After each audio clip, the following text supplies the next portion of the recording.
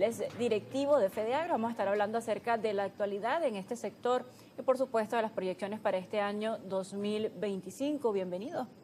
Gracias, Lucero. Gracias a Globovisión por estar pendiente de nuestro sector agrícola. Bueno, siempre se generan muchísimas informaciones, siempre hay muchísimas también demandas, reclamos desde este sector hacia algunas instituciones de gobierno, también hacia los mismos afiliados. Siempre se está generando información, pero vamos a hablar un poco de cómo se proyecta este 2025. Lo hablamos en el 2024, pero bueno, ya transcurrió el mes de enero, ya estamos empezando febrero. ¿Cuáles son las próximas acciones, las próximas actividades de FEDEAGRO? Sí, bueno, sabes que el campo no para, la actividad agrícola. Una vez que cerramos el ciclo de invierno, vienen los cultivos de norte-verano. Tenemos plantado lo que es el frijol chino, tenemos ajonjolí, tenemos girasol, estamos cosechando la caña de azúcar, las hortalizas, no solo en los llanos, que hoy día son importantes los llanos porque son más extensivas, tomate de industria, cebolla y otras, y luego las hortalizas y fruta a lo largo y ancho del país. Venezuela cuenta con 365 días de sol. Se dice que tenemos el 10, 11, 12% del agua dulce del mundo. Entonces tenemos todas las condiciones para tener soberanía interna y también para exportar. En eso es donde quisiéramos, si tuviésemos el suficiente financiamiento, el apoyo, infraestructura para desarrollar la agricultura que necesitan los 28 millones de venezolanos y luego exportar para generar las divisas que necesitamos. ¿Para qué? Para traer maquinaria, equipo y nuestros insumos, porque básicamente un altísimo porcentaje son importados. Y entonces, ¿qué necesario sería tener soberanía interna y luego volcar la mirada hacia la exportación y generar las divisas que necesita el país? Usted habla de la siembra de estos alimentos, ya vendría la temporada de cosecha. Esto para los conocedores del tema cuando lo habla específicamente por cada rubro, pero ¿qué representa esto para el venezolano saber que esos alimentos están allí en ese proceso de producción? ¿Qué significa para la familia venezolana esto? Bueno, lo primero, que una vez que el sector privado, lo que es la producción y la importación, está en manos del sector privado un altísimo porcentaje. Estamos garantizando los alimentos para todos los venezolanos, por supuesto, en sintonía con las medidas que lleva adelante el Ejecutivo, desde su presidente, la vicepresidenta, que estuvo trabajando mucho el tema económico, y ahora los demás ministros, para abastecer el país. Sin agua dulce y sin alimentos no hay salud. Y vemos cómo los anaqueles, cómo los supermercados, mercados a cielo abierto están abastecidos. Ahora, nosotros quisiéramos producir más, en mayor cantidad, poder generarle ingresos a nuestros productores, pero por otro lado no castigar a los consumidores por la ineficiencia de carreteras, por alcabalas, por mermas, por las fallas eléctricas. Entonces todo eso es lo que quisiéramos llevar adelante junto con el Ejecutivo, resolver los cuellos de botella para que también a nuestros consumidores les llegue mucho más económico. Te pongo un ejemplo: las hortalizas en el campo de nuestros productores las cancelan hasta 4 o 5 veces menos de lo que nosotros como consumidores cancelamos en supermercados. Entonces eso es un llamado de alerta para ver cómo logramos eliminar los cuellos de botella y que también el sector ya comercial también tenga sus ventajas, sus ingresos, pero no castiguemos a los productores por las fallas eléctricas, por mermas que sobre todo tienen hortalizas y frutas. O sea, habla de que hay una diferencia en esa ganancia que percibe el productor del campo con respecto a que algunas cadenas pueden tener transporte y resuelven todos los problemas logísticos para adquirir esa mercancía a bajo precio, en lugar de ser el productor quien tenga la logística y la ganancia completa de la colocación de ese producto para el consumidor final. ¿Cómo está este intercambio? Bueno, es así, ha mejorado mucho. Mucho también tiene que ver el contrabando, y entonces eso hace que la oferta y la demanda en los campos de nosotros se nos queden muchas hortalizas y entonces bajan de precio. La guerra contra el contrabando no es solo frutas, hortalizas, que en su mayoría es papa, tomate, viene cebolla, ahora fruta, inclusive vienen del Perú, del Ecuador, pero también son gaseosas, medicinas, o sea, todos los demás sectores sufren del contrabando, y eso es otro llamado que hay que hacerle a todo lo que tiene que ver con las instituciones militares y policiales, porque el contrabando sale de Táchira y también llega a Monagas o llega al Estado Bolívar. y pudiéramos decir que hay más de 60 alcabales y cómo llega. Entonces es un llamado de atención para poder también ayudar a nuestros agricultores, sobre todo en las zonas montañosas, que son una bendición, pero si bien es cierto, es muy complicado producir en esas montañas, ¿no? Toca el tema del contrabando y llama muchísimo la atención cómo puede el consumidor final diferenciar qué está consumiendo, porque usted habla de las gaseosas, habla, por ejemplo, hablamos de calzado, de farmacia, y hay algunos indicativos de registro sanitario, de códigos, de permisología, que permite, bueno, básicamente leer un empaque en una presentación, no solamente la tabla de nutrientes, sino también la procedencia de ese producto. Pero cuando hablamos de hortalizas, ¿cómo podemos diferenciar nosotros como consumidor final qué viene de contrabando y de qué no, para de alguna forma, bueno, no trabajar en esa forma de perjudicar al productor venezolano? Sí, eso lo saben, sobre todo en el estado Zulia y en el estado Táchira o Mérida, lo conocen muy bien cuáles son las hortalizas que vienen de Colombia, pero el problema está en los fitosanitarios. La única barrera que tiene Venezuela soberana son las barreras fitosanitarias, y muchas veces existen es para que no dejen entrar enfermedades.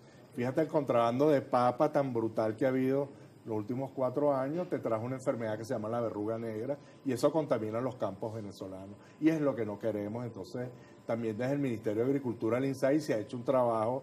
Sé que había una comisión binacional del tema del INSAI con el Instituto de Higiene de allá vegetal de Colombia para tratar de llegar a acuerdos de que la papa tiene que entrar por vías legales, y una vez que entre por vías legales entra con todos sus permisos fitosanitarios, pero bueno, el otro tema, hablamos también tema diésel. Para desarrollar una agricultura que podamos tener soberanía necesitamos grandes cantidades de diésel. ¿Cuál es el estatus real con este tema del combustible para la logística de transporte en cuanto a disponibilidad y precios al alcance de esos productores del campo que necesitan trasladar estos productos? Sí, lo mismo le ocurre al diésel en los momentos donde hay mayor siembra o mayor cosecha. Esos cuellos de botella limitan la oferta, pero ahora tenemos problemas de acceso al diésel por el alto costo. Nosotros no podemos ir a estaciones de servicio como hacen los venezolanos que van a echar gasolina con sus vehículos. Nosotros debemos hacer dobles fletes, ir a fincas, a zonas difíciles. Entonces el diésel nos puede costar entre 0,70, 0,65, 0,80, y muchos productores ya ven hasta imposibilitados por el bajo flujo de caja de cancelar este precio de diésel. Ojalá PDVSA siga apoyando el diésel agrícola, que está en 0,15, y lo mismo le pasa a la agroindustria. Pero ¿de qué forma están trabajando en solucionar esto con las instituciones del gobierno? Gobernadores, desde la propia PDVSA, Ministerio de Agricultura, y se le está tratando de entregar diésel al campo vía ministerio, tratando de que ese subsidio le llegue, pero es en cantidades menores. Entonces, de verdad que el flujo de caja, los ingresos están muy mermados, y nosotros consideramos que hay que privilegiar la producción nacional, hay que privilegiar el transporte y la producción de alimentos hacia todo el país, con un diésel que pudiera tener un precio menor, pero que ese precio diera también para sostener la industria petrolera.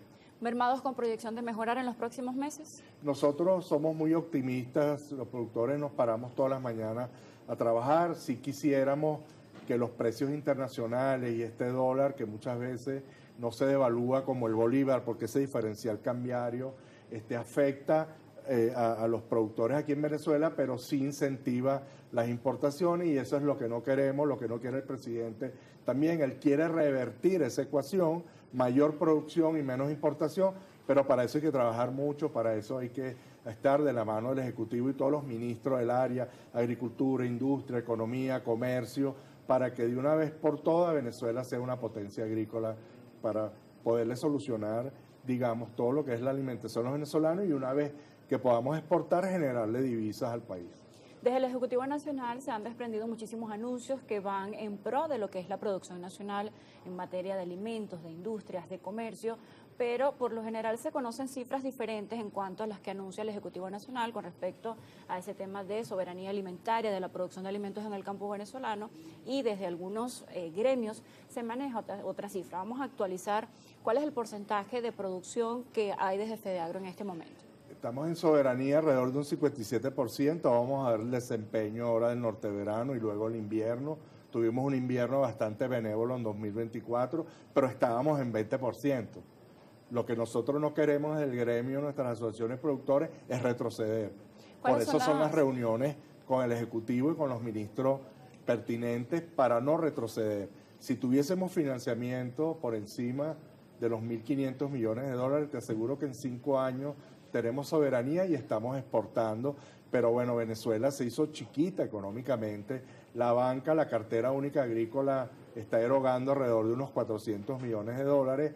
Del bolsillo de los productores es otra cantidad similar, y también tenemos a nuestros empresarios que nos importan estos insumos, maquinaria y equipo, también ayudándonos, de manera de que si sostenemos, digamos, esta inversión, yo creo que en corto tiempo pudiéramos tener soberanía por encima del 85-90%. Creo que inclusive la FAO acepta esos porcentajes, pero creemos que de verdad, una vez que nos pongamos a trabajar, digamos, en generarle esos ingresos al productor, porque ese es lo otro que nosotros estamos observando, que las importaciones de otros países primer mundo, que las materias primas son subsidiadas y a través de las importaciones vienen a un precio mucho menor, eso afecta también el ingreso. Entonces lo que queremos también es tratar que con la agroindustria, el Ejecutivo, llegar a nivelar los precios que podamos darle a nuestros productores para sostener. Estamos generando más de 1.200.000 empleos, las importaciones nos quitaron más de 700.000 empleos y más de 600.000 hectáreas de siembra interna, y entonces revertir esa ecuación. Yo creo que desde el Ejecutivo estuvimos en el Consejo de Economía hace unos días en La Carlota, donde el presidente indicó que quiere revertir esa ecuación, pero para hacerlo hay que trabajar de la mano. Hay que apoyar los pequeños y medianos productores que están mucho más desasistidos. Señor Celso, nos hemos quedado sin tiempo, pero para concluir, me gustaría conocer cuáles son las variables que toma en cuenta FEDEAGRO o cuáles deja de tomar en cuenta, que existe esta diferencia de porcentajes con respecto a cifras que ofrecen las instituciones de gobierno y cifras que ofrecen los gremios en cuanto a esa producción y soberanía alimentaria. ¿Cuáles son las variables que uno está tomando o dejando de tomar en cuenta para tener estas proyecciones? Eso ha sido una de las dificultades, el acceso a las cifras.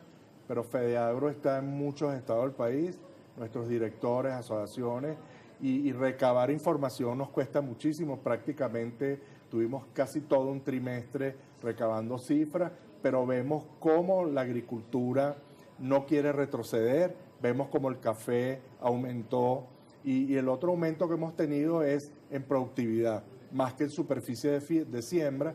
Creemos que estamos sin financiamiento, estamos como estancados y nos nivelamos, como que estamos teniendo un techo, pero sí estamos viendo mayor productividad producto de que los insumos, las semillas son de mejor calidad, y eso, digamos, nos está ayudando con el rendimiento, y vemos cómo fluye maíz blanco, maíz amarillo, vemos como el arroz, vemos las frutas y hortalizas que tan importantes también para el día a día del venezolano, la palma aceitera, vemos el café, el cacao, vemos cómo se vienen desarrollando cultivos, pero muy de a poco, ¿no?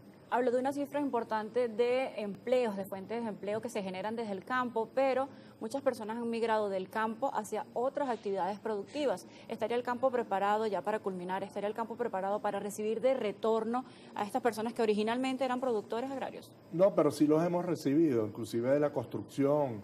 Muchos venezolanos de las ciudades han regresado al campo y no los hemos podido recibir a todos.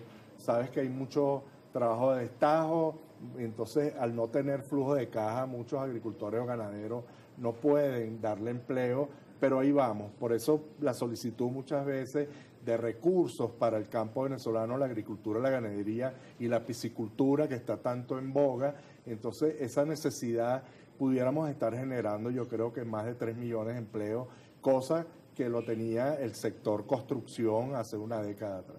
Bien, muchísimas gracias por acompañarnos en Primera Página, acá en el estudio de Globovisión. Celso Fantinel, presidente de FEDEAGRO. Vamos a una pausa, a la vuelta más actualidad.